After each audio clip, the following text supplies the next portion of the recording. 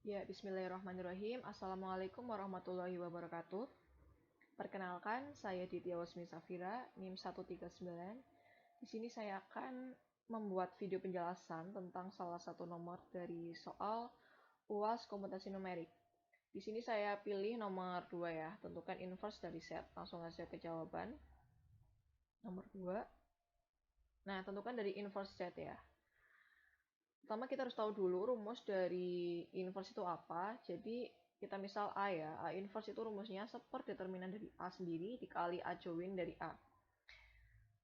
Determinan itu rumus umumnya itu AD min BC. Cuman karena kita uh, inverse, matriks Z memiliki ordo 3x3, maka kita pakai metode Sorus. Emang lebih ribet sih, tapi nggak apa-apa. Kita hitung dulu determinannya ya. Nah, matriks dari Z ini ngitung inverse dulu. Ngitung determinan dulu. Kurang fokus ini.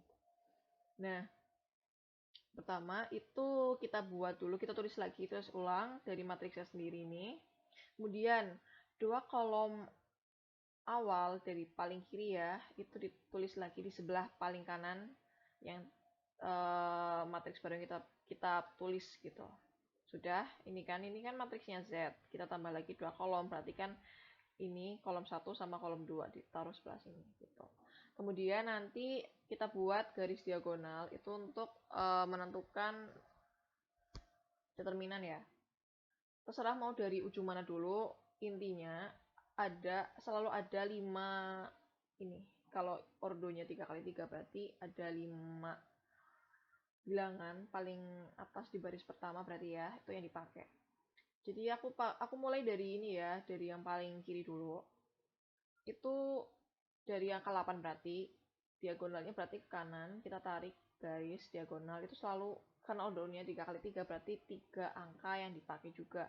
Nah, ini nih, 8, 2 sama 2 ya. Terus ini kenapa ada tanda positif sama negatif? Ini tuh untuk menentukan nilai bilangan yang kita hitung ini kan dikali kan.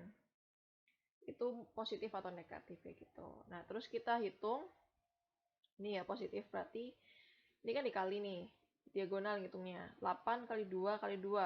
8 kali 2, 16. 16 kali 2, 32. Nah, ini kan positif. Berarti kita tulis positif. Positif 32. Nah, ini nggak usah ditaruh plus di depannya ya, sama aja nih 32 itu positif gitu. Dan seterusnya, tuh sampai 3 digit gitu ya. 3 digit perhitungan operasinya. Terus baliknya untuk yang sebelah kanan juga, ujung kanan ini juga 542 ya, dikali 5 kali 4 20, 20 dikali 2 40. 40 ini negatif, berarti negatif 40 ini ya. Ini negatif 40. Terserah hitungnya mau dari mana dulu, negatif dulu atau positif dulu, intinya hasilnya sama nantinya gitu. Kemudian ini sudah ya. Nah, untuk lebih paham cara cepat untuk memahami ini mana sih cara membedakan mana negatif mana positif, itu ingat ya, kalau misal ini kan kita tarik garis ini kan ke kanan berarti positif kayak gitu. Kalau ini dari ujung, walaupun ini dari ujung kanan tapi ditarik garis diagonalnya ke bawah itu ke kiri, istilahnya kan ke kiri kan, melenceng, bukan melenceng sih, kayak menyerong ke kiri gitu ya, itu berarti negatif kayak gitu aja. Udah, kita hitung masing-masing ketemu. Nah, ini tadi misal kita nih yang kedua nih, 5 kali 3 15 kali 3 45, positif ini 45, dan seterusnya kita hitung ketemu hasilnya negatif 11. Ingat, karena ini mutlak jadi hasilnya itu positif 11 gitu. Ini 4 menit ya. Kemudian lanjut, ini udah diketahui nilai dari determinan set ya. Nah, ini rumusnya itu determinan udah diketahui. Berikutnya nyari A join A. Nah, di sini saya menggunakan rumus tutup buka ya. Itu ngitungnya selalu urut ya, teman-teman. Kalau ngitung inverse atau matriks ya, ini sama aja, ini dari ujung paling kiri atas kayak gitu. Nah, karena ini kan ordo yang kita cari matriksnya itu kan 3 kali 3, 3 ke samping, 3 ke bawah, sama aja 3 kali 3 gitu. Maka hasil dari perhitungan adjoint sendiri juga ada 9 digit gitu, sesuai dengan 9 digit yang ada di matriks yang kita hitung gitu. Jadi, nah, gimana sih cara ngitung yang metode tutup buka ini? Itu nih, ini ya, dari sini. Ini kan paling ujung kiri atas kan, dari 9 perhitungannya di sini. Nah, ini sama aja yang di sini. Ingat, jangan nggak fokus. Ya. Ini kan 8. 8 sini ya. Nah, gimana sih cara ngitungnya? Kita analisa, kita misalkan itu ada 2 pensil saling tegak lurus, ada yang mendatar dan ada yang menurun. Nah, untuk menghitung yang pertama itu kita jadikan bilangan yang kita hitung, bilangan yang kita jadikan patokan itu, nah iya maksudnya sebagai patokannya gitu. Ini misal kita bayangin pensil atau pulpen lah sama aja, intinya garisnya tegak lurus gitu ya. Ini kita tutup di sini, di angka di baris pertama berarti yang menurun. Maaf, pensil yang mendatar ditaruh di sini karena angka 8 kan di baris pertama ya. Jadi kita taruh pensil di mendatar yang di baris pertama. Kemudian, ribet banget sih jelasinnya. Pensil yang kedua yang menurun itu kita taruh di baris yang ada 8-nya juga ini.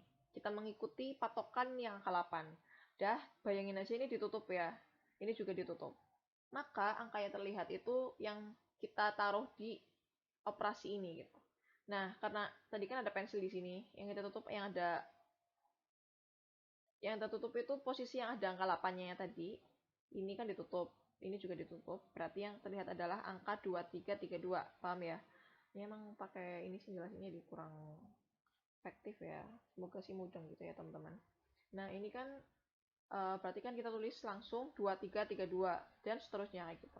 Misal kita mau ngecek yang di sini nih, yang di tengah ya, berarti kan angka 2 yang jadi patokan kan, ini ada 8432 hasilnya. Nah, kita taruh pensil di patokan sini.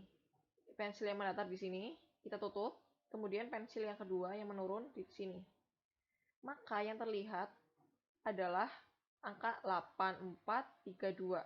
Bisa dibayangkan sendiri ya, diimajinasikan sendiri. Nah, udah. Bener kan 8432 kayak gitu. Dan seterusnya sampai 9 digit gitu ya.